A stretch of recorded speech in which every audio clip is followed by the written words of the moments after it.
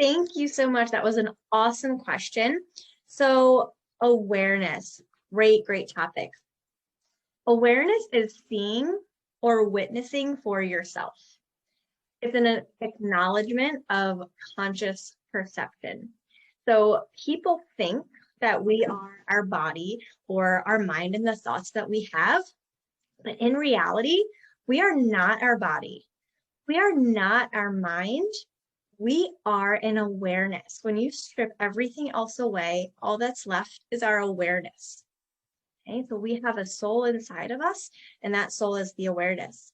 So when we start becoming aware, we start paying attention to what's going on around us. We start paying attention to our thoughts, and we can live a more fulfilled life.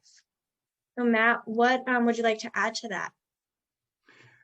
So, and it is a great question. So, what I found is that so many people, so much of us, even myself included at times, we can find ourselves actually living more in the past than we are in the now. And we're actually not aware of it. And our brain is literally hardwired for the past, and it's hardwired for the worst possible scenario. That's what the brain remembers is anything in the past that could have stressed us out or been a threat to us, even if it never happened to us, even if the brain remembers hearing a situation in the past that possibly could be stressful now, especially with what's going on in the world today. People are spending so much time in the past, not staying in the now, and our body gets so used to the stress, we don't even realize we're spending time in the past. And when we're in the past, our brain is reliving the past over and over again. Our cells are literally following that sequence of stress over and over and over again. And we basically start living a life of increased cortisol and increased adrenaline, which then perpetuates illness and the vicious cycle of autoimmune. So being aware means that we really don't understand that we're actually in the past. So what what what have you found like tricks that you like to use to help someone recognize that they're not being aware or they're stuck in the past? So for me, it's developing a presence of self. So I would start by paying attention to my thoughts. So I focus on one thing at a time because if you try to be aware all at once of everything all the time, it can get to be overwhelming. So I would pick one thing about myself that I want to start being aware about. So, for example, with my children, they're a big part of my life. I wanted to start being more aware of how I was when I was with them and being aware to spend time with them because so often we say, our kids are growing so fast. Where did the time go? You know, I blinked and then they were out of the house and in college, and I don't want that for myself and my experience. So I still have toddlers, so I want to soak it up. So I started when I am with them, stopping and saying, okay, I'm going to start being conscious of my thoughts. I'm going to start being conscious of what is happening right now. And maybe I'm playing with them and then, oh, something happens on my phone. I get an alarm. Then I say, nope, stop, cancel. And I bring myself back to, no, I'm focusing on my kids. I am aware of what's happening in the now. I'm not going to get distracted. I'm not going to worry about anything else. So that's something that's been helpful for me is just one thing at a time and focusing on, I'm going to be aware. And when you say cancel out loud, it actually helps bring you back. Hmm. And then start thinking about what is going on in the moment. Okay, And it so can be here's a kind good of weird to say it out here's a loud, good but it really yeah. helps. Here's a good question I have for you. Um, so obviously, as you know, we're all energy, right? Um, have you ever I'll pose it to you in this way.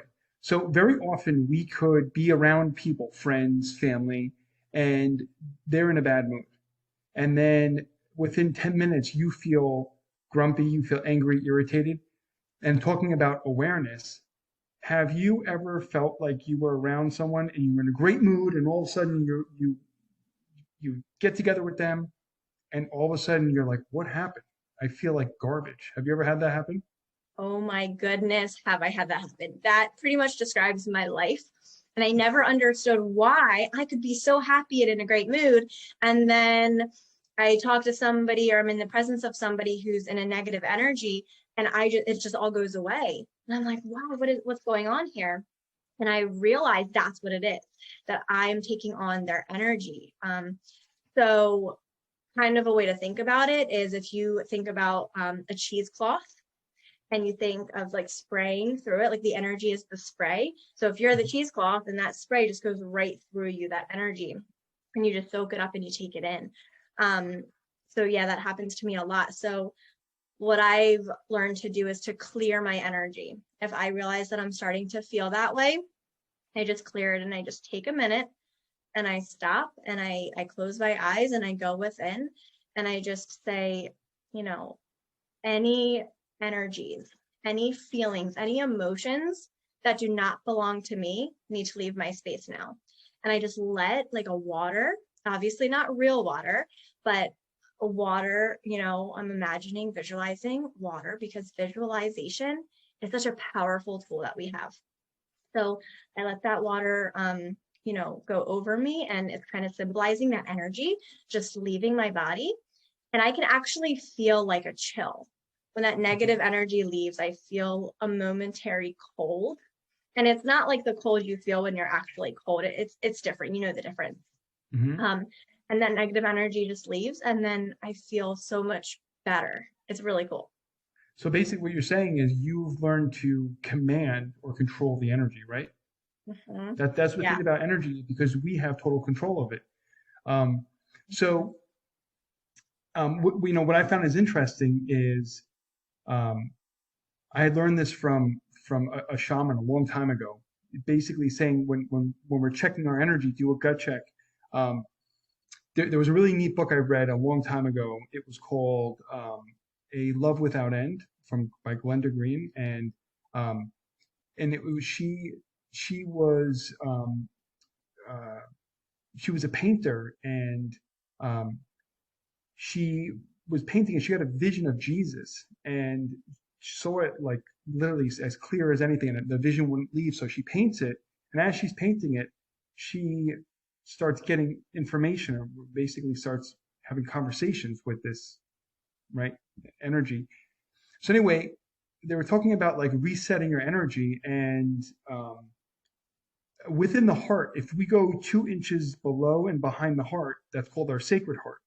And in the sacred heart, there should be nothing occupying that space except you. And a lot of times we can have other people or other stressors occupy that. And then that's when we feel like we're completely drained. Um, and I like what you're saying about that clearing technique that you do. Um, so what else? What do you like to do to clear your energy? If I have more time, that I like to do more in the moment because it's quicker. So if I'm out or with my children or with my family or someone, it's something I can do quickly. I do like to meditate.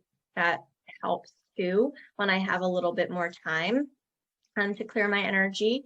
Um, those are honestly the two big things that I do for myself for clearing energy, or just start thinking about happy thoughts because you can't have two thoughts at the same time. Mhm. So, and your feelings are an indication of the vibration that you're in, which is the energy that you have. So if you're in a negative vibration or having negative energy, and then you switch your thoughts and start thinking about things that make you happy and feel good, that'll raise your vibration and kind of help you get to that place of better energy where you were. So that's what I do. But Matt, do you have any suggestions of what you do? Um, so when it comes to raising my energy, I'm very similar to you. Is I'll first stop the negative thinking because the minute I'm thinking a negative thought or I'm getting myself stressed out, I have to recognize that I'm in the past, that it's not the now. My brain is in the past. And my ego brain, like I said, is hardwired for the worst possible scenario. So it will remember every fear I've ever encountered. So then that's where I'll have to stop what I'm doing and I'll go into a meditation. And in the meditation, some of my favorite ones are from Dr. Joe Dispenza, where he talks about getting into that place of awareness and into that space of nothingness where all the thoughts go away. And I feel like I'm literally cutting the cords from the past. And then I get into that feeling of gratitude and that feeling of love and that feeling of expectation. And when I'm in that, like you're saying, when you're in that level of gratitude, fear has no existence. It literally just melts away. Um, Mhm. so, so then let me ask this: when it comes to awareness, um, you know how we can get totally caught up in the moment of outside things around us, like our outer environment, if we let it, will influence our inner environment. So, Mhm. what do you do when you realize, oh my gosh, I'm letting this stress me out so much, and you feel like, oh my gosh, I feel like I'm losing control of it? Because a lot of people feel like they lose control, of their life, and they're starting to feel anxiety, and they're starting to feel depression, and they're starting to feel fear. Um, I'm sure you encounter that a lot. What's your take on that? So, one thing that I think is super important around this is giving yourself grace.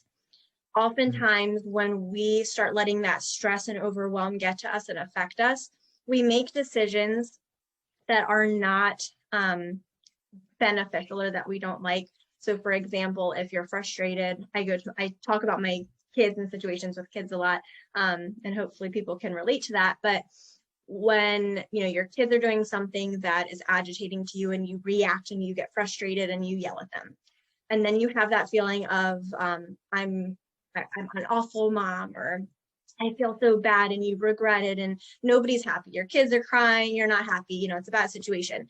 But I think it's important to not beat ourselves up. That's the first step. Mhm. Give yourself grace. We are still battling with our ego, and it takes a lot of time and practice to have the awareness to realize this is my ego and stop and come from the place of reacting with through your higher self, which is only love and light and good. So Mhm. just saying it's okay. I maybe reacted or maybe feel the stress of the past, and that's okay. And use it as a learning experience to try to do better next time. So giving grace is number one. And then I release it. I don't hold on Mhm. to it and I don't harp on it forever and just keep saying, oh, Yeah. I'm so bad, I'm so awful, all of these things. I say, you know what? No, I reacted how I reacted. I'm going to do this next time. I would love if the next time this is what happened. I think that's really important to set that intention of what you want, because then you're thinking about, if this happens again, this is what I want to happen. And Mhm. as you mentioned, what you think about is what presents, right? Absolutely. So that will help you so that in the next instance, if it happens again, you can go back to that, oh, what would I love?